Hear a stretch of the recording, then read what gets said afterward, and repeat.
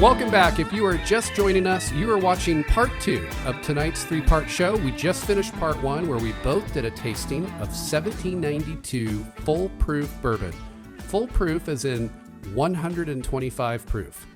Ken, how you doing with the 1792 full proof? I'm doing well. I'm feeling it. A little warmed up, loosened up a bit. I got to pace myself. It's drinkable, but I just have to appreciate it. You're not going to continue pouring glasses. Mm-hmm. Savor it. Yeah, one to be savored. For sure. And yet, you're right. You could get into trouble with this. Yep. It may just be one big slurred word by the end of the show if we're not careful. All right. Before we jump into tonight's episode of Sons, I want to remind everyone again, please like and subscribe. Click the little bell in the upper right-hand corner so you don't miss any future shows.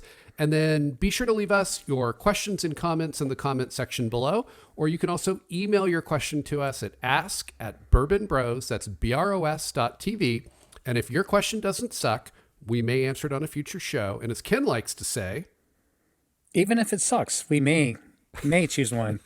That's right. Okay, let's get into tonight's discussion of Sons of Anarchy, Season 1, Episode 12, titled The Sleep of Babies. Original air date, November 19, 2008. And this one was written by Kurt Sutter. You definitely can get the sense Kurt's coming back in to wrap up Season 1, which I love. And so he wrote this episode, and it is a good one. Yeah, I mean, I was so impressed when I watched this again. I didn't realize that he had come back to write this one, but well done. Well done. Yeah, and there's going to be a lot to unpack. Ken and I talked before we went live, and we always have our list of notes of things we want to talk about. And Ken, I think we could have done a 2 to 3 hour show tonight. Yeah. There's so much to unpack here. Yeah, there is. But we're gonna ultimately we're gonna have to make some tough calls, leave some great moments out of the conversation, and focus on some of the best. But it's definitely a show worth watching. And if it's been a while since you've seen it, it's one worth going back and watching. At the same time, it's a hard one to watch.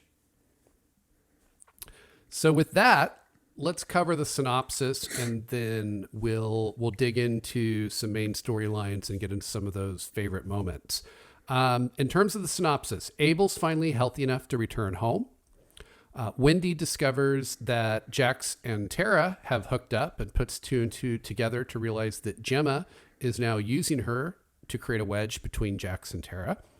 With no guns to sell and no cash to pay for Bobby's legal defense, Clay makes the decision to sell the club's own guns to the Mayans. Clay and Tiggs, again, this is a reference to last week's show, Clay and Tiggs' Star Chamber hit on Opie is orchestrated to take place during the gun deal. Clay makes alternate arrangements with Leroy, leader of the 1-9ers. Tig becomes conflicted, but is afraid to admit it to Clay. Talk about that. Feeling guilty that Stahl's actions have framed an innocent man, Hale confides in Unser. At Abel's homecoming, Tara feels threatened by Wendy, and a high school love triangle ensues. Opie and his family leave the homecoming party unaware that Star Chamber attempt number 2 is planned for the drive home. You really do have to watch every show. Unser shows up at the party and tells Clay that Opie is innocent. Clay attempts to call off the hit, but Tig misses the call, and Opie pays the price. What do we mean there? And with tensions high and Jax distraught with grief, Wendy makes her move. Right. So Ken, what were your overall impressions of the episode? Yeah, as I said, it was just so well written. You're on the edge of your seat the whole time. Near the end, which we'll get to, your heart's pumping. You feel something's going to happen, and when it gets closer, and you start putting these things together, it's very entertaining, very drawn in there. Until you read through that, I didn't put together that Bobby was nowhere to be found. Bobby Elvis was nowhere in the episode, was he? No, he was arrested. He's in the tank. Yeah, nowhere near. But I thought this was one of the better ones I've seen so far. Well, probably the best one I've seen so far. Yeah, it's It's up there, top definitely a three. good one. Yeah, and not for reasons of comedy. It's just from a dramatic show that is packed with so many great moments. Yeah, it's not comedy. It's definitely not comedy. But you don't Yeah, and feel they're depressed. It's just entertaining watching yes, everything that's going on and how it's playing out. And we'll get there. We'll get there. yep. I don't want to get ahead of myself. And I think, correct me if I'm wrong, but last week we had the introduction of Opie's mother, right? Yep. Mary Last week. Winston. But I don't believe there were any new characters this week. Perhaps. Oh, I know who you're referring to. Yes. Yeah. Which technically, I think there was an appearance once before. I didn't really pay as much attention to it then as I did now. Okay. Let's get to that as well. All right. So let's put a pin in it. We'll talk about a new, semi-new character as we get a little further into our discussion. But I think you're right. There's a recurring character that needs to be discussed. We'll keep it a mystery. Okay.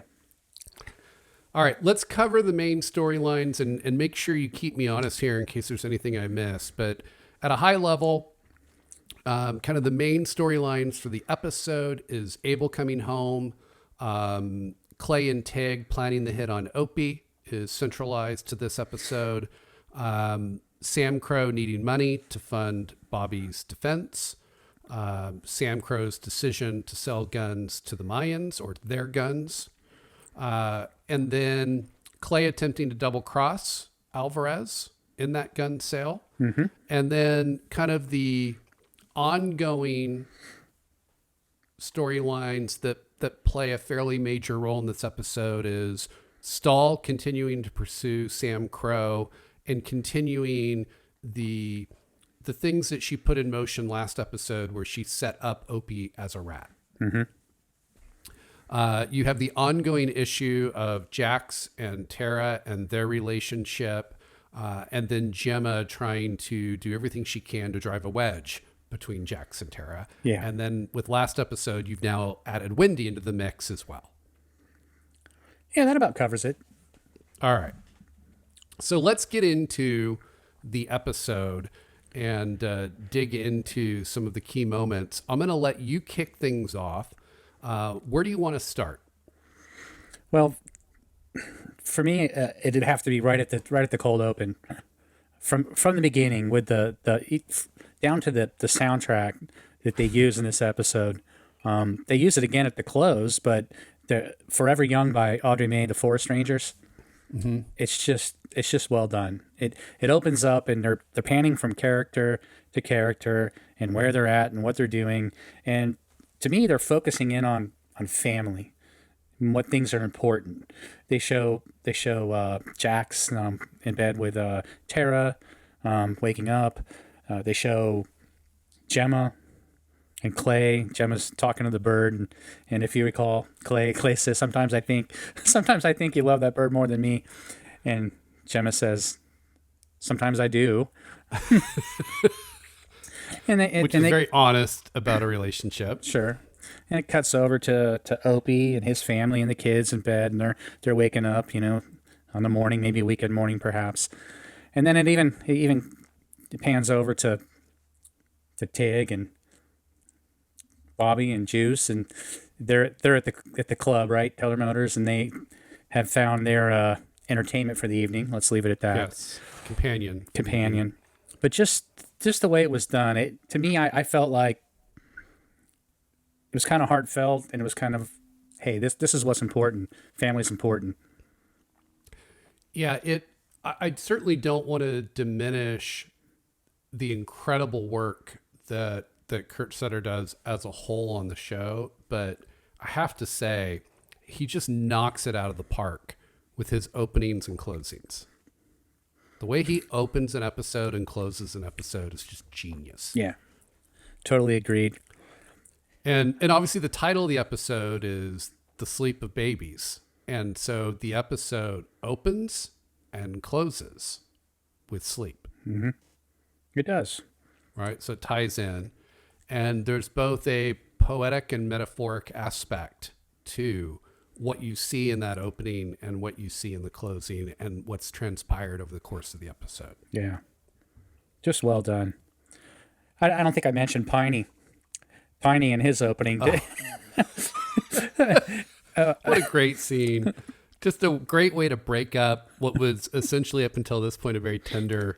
It was tender. It wasn't getting heavy, but it was tender. And then it brought a little more comedy when you saw, Tig and Chips. And then when it cut over to Piney, and he wakes up and sees the lady that's in bed with him shooting up some heroin. He just beats her out of there. It was funny. It lightened it up a bit. Poor Piney. Poor Piney.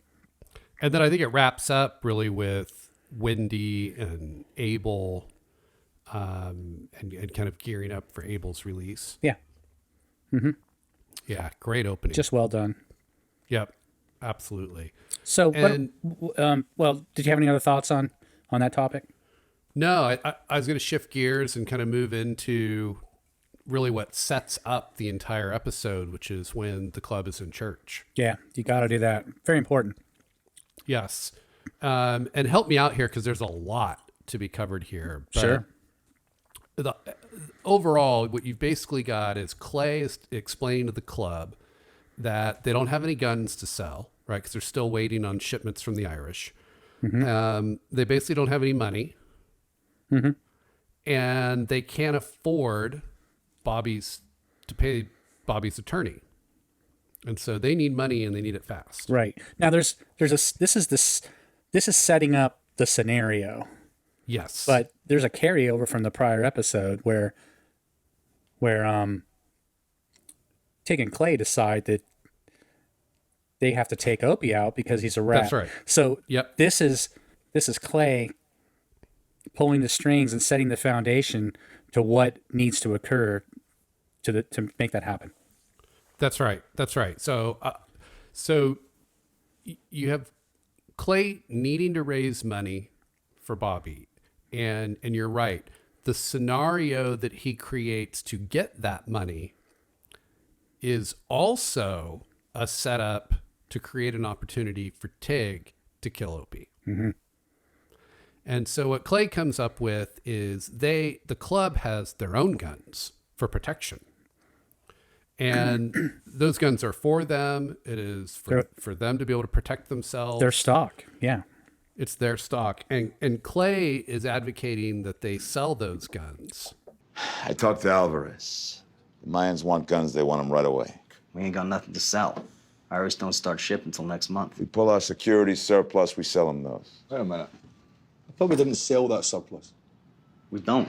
That in and of itself, everybody understands, they're on board with, again, reluctantly, but they're on board with. However, to your point, there's also the issue of Clay and Tig's Star Chamber. Yeah. Right? So the way that Clay is organizing it, and it's smart on Clay's part, right? Everybody's worried about the risk.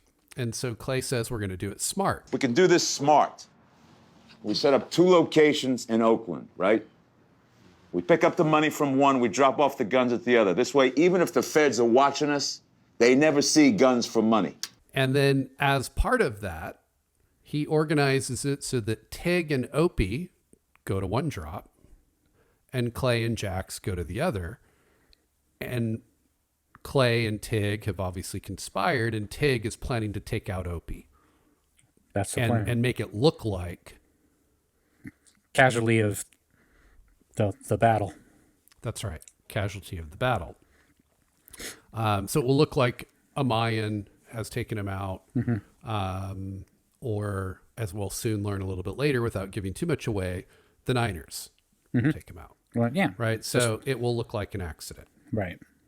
or at least not coming from the club. So the problem is there's a wrench thrown into this plan with Piney. Yeah. You and Tig pick up the money, me and Jax drop off the guns. I'll go with Ope and Tig. No. Fewer the better. Why don't you just go up to the warehouse, let me know how that's going. Some bullshit, Aaron. I got stuff to do. Obviously, Piney did not know the reason they didn't want him was No. because they're going to try to kill Opie. Just between the two of them, it was just an attempt for Clay to control and stage what's coming. Yes. And did you see the look from Jax when Clay kind of assigned this I did. trivial errand to Piney? There- It was just utter confusion. Right. There's a few looks from Jax in this episode that Yes. that we'll get to that. Yes. And this was the first one. And it was this confusion of like, more people are always better. Like, why wouldn't we want to have Piney there? And ultimately, I think it leads to Jax putting two and two together and figuring this thing out. Yeah. Well, let's keep it moving forward here. I think the next thing that stands out to me is when Clay visits Stahl at the police station. Yes. He shows up and he challenges Stahl. Kills you, doesn't it? To see me and my guys living good lives. Families, friends, nice homes. You hate the fact that we get the same rights and freedoms as you do. You make me so proud to be an American. He's really trying to make an appearance to portray to Stahl that they don't believe that Opie, right, has ratted on them, so that if something were to happen to Opie, that they wouldn't be going after Clay, right? Yes, in the club. And this is one of the things I love about when Kurt Sutter writes the episode. He is fantastic at writing scenes where he doesn't dumb it down for you. Yeah. Right? He doesn't beat you over the head with an explanation. This scene happens, you could watch it, you could be entertained by it, and you don't necessarily know why that scene was in the episode or why it's important. Because they're not going to stop and explain it to you. But you're 100% right. This is all about Clay having plausible deniability around Opie's death. It's just a layup. It's just, Yep. and I watched it and I'm like, okay, so there's a little bit of taunting and a little bit of, great acting with Agent Stahl and him. But, they cut from that scene and I'm like, yeah, okay. But now looking back, you see what was really going on there. Yes. Yes. and so now he's kind of telegraphed to Stahl, like, I'm not buying it. Even though he does, and he's going to kill Opie because of it, he's letting Stahl know that he's not falling for it. He doesn't buy it. He knows that Opie's not a rat.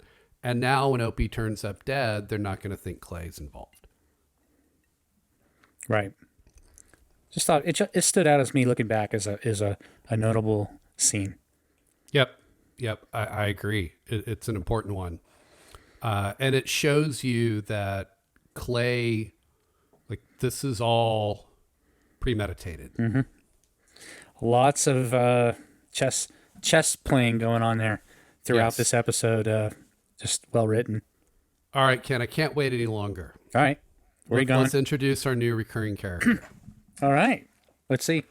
So Gemma runs across a homeless woman.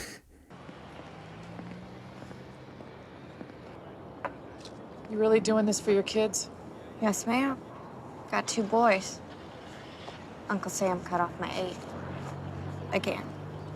You look pretty able-bodied to me.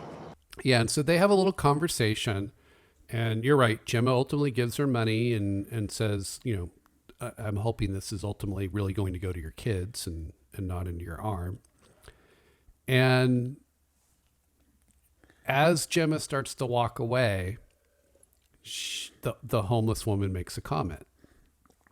And this I picked up on. So go ahead. I'm not gonna go ahead. Lay it out there. Well, if you picked up on it, No, well, go for it. I'm not going to take this one away. You're not gonna do it? No, You're you're gonna going to do take it. But I picked up on it. I rewound it. I'm dating myself, but I replayed that, and All right. it was real. So- What I thought I heard, I really heard. So who is coming home today? Abel. Abel. And so as Gemma turns and walks away, the homeless woman says, Abel will help my little boys. What? Able to help my little boys. Bless you. It makes it look, the Gemma, like she didn't hear what she thought she'd heard, but she did. Yes. She heard what she heard. So I'm like, what's going on here? And who is this woman? Now, as you hinted at the beginning of the show, this is the introduction of a recurring character. Yes. We know that. Because We know that. we've seen this before. Others may not have. Some might. But this is, to me, this is the introduction. And my question to you is, do you remember when you actually started to identify her as recurring? Now, to me, it's now. No, wait. Last time through or this time through? Yeah, the first time through. I don't remember. It's yeah, very, at some very point subtle. you go, wait a minute, we've seen her before. Very subtle, though. It's Yes. Kurt the Sutter's way they brilliant. weave He's it brilliant. in, this is almost a throwaway scene. It's like as soon as it's over, you forget about Yeah, it. well, what's significant here? Why Right, did 'cause this happen? Forget about It's it. not germane to the there's- storyline. So by the end of the episode, you've forgotten all about it. Right. There's other stuff going on here. But then she turns up again. Mm-hmm.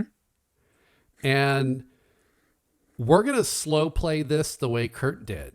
Like, if you've not watched the series, we're not giving anything away. You're going to take this ride with Kurt, and we're going to slow play this hand all the way through the series. But this is like, it's like a little Easter egg wrapped up in the show. And all I'll say is, if you're one of our 4 or now 10 fans watching this show, and if you're watching Sons of Anarchy for the first time, pay attention to this character. Yeah. Yeah, great point. I wish someone had told me that Yeah. the first time I Oh. watched it. So do I. But that's all we're going to say for now. Yep. Put a pin in that. That's right.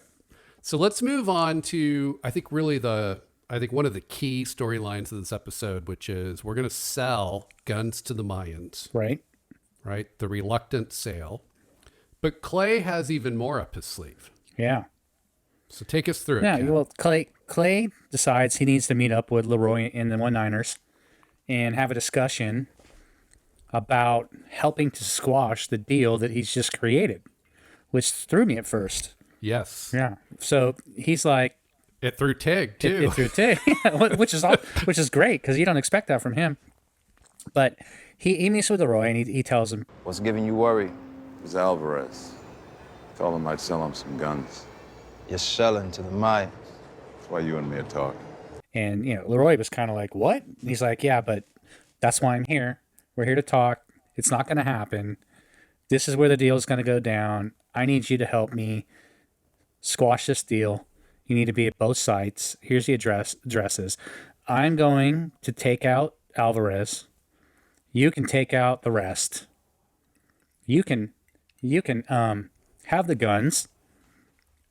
I'll keep the money that the Mayans paid. So they're both square there. They both get what they want. Well, he's basically saying you're going to get guns for free. Yeah, and I'm going to get the money, and he's going to get back at Alvarez, And you're going to wipe out the Mayans and gain more territory. Mm-hmm. Like we're both benefiting from this. Right? And Clay's trying to make it align with his other plan, which is Star Chamber. Yeah, Star Chamber. So he wants it all to go down. He wants Clay to be able to kill Alvarez. He wants them to be able to hightail it out of there, and then the Niners roll in and do their magic, right? That's right. That's right. He wants all the Suns free and clear. Mm-hmm. And then he wants the Niners to roll in and kill as many Mayans as possible. Right. And when I'm listening, it sounds like a very well thought out plan. It's like, wow, I didn't see this is brilliant. This is great. Well, not only that, but what I liked about it is, and I hadn't mentioned it before, but last episode, Clay makes this deal with Alvarez, right? To sell guns. Yeah. Right. When they're in the cell, right? Yeah. And So this is kind of the continuation of that. But the thing that I always had an issue with is look at the grudge Clay held against his own prospect for simply referring to his wife as a MILF. Mm-hmm. Mm-hmm. And now you've got Alvarez who tried to kill him. And he's like, yeah, we can shake hands and be friends. I don't get it. Like, it didn't make sense to me. Mm-hmm. And here you see, oh, he's not shaking hands and making friends. He's holding that grudge against Alvarez. He's going to come back. He's going to come back. And he's going to try to have his cake and eat it too. Right? And the way he set it up is brilliant, right? Because his whole thing with Alvarez is any beef falls in favor of Sam Crow. Right. By having the Niners come in and kill them, that all still stays. It doesn't fall back on the club. It doesn't fall back against Sam Crow, but Clay still gets the revenge he wants. Yeah. It's pretty smart. It's brilliant. And after Leroy agrees, as they're walking away, Tig is like, We've made a club-wide peace with the Mayans. We can't... Peace stays intact. The Mayans are gonna think that the Niners got their intel off the street, stepped on the deal. And all we gotta do is spin the angry black man story. And when Clay explains it, Tig's like, I like it. I get it. I like it. Yeah. And that's going to do it for part 2. Remember to like and subscribe. Check out our channel for more shows. And then again, grab whatever it is you're drinking, top off your glass, and come on back and join us for part 3, where we will continue enjoying some of our 1792 full proof bourbon. There it is. Mm-hmm. I'm glad to see the bottle is not 3/4 gone. No, I'm pacing. I think I'm good. I'm enjoying it. And then we will wrap up our discussion of Sons of Anarchy, Season 1, Episode 12, titled The Sleep of Babies. Stay with us.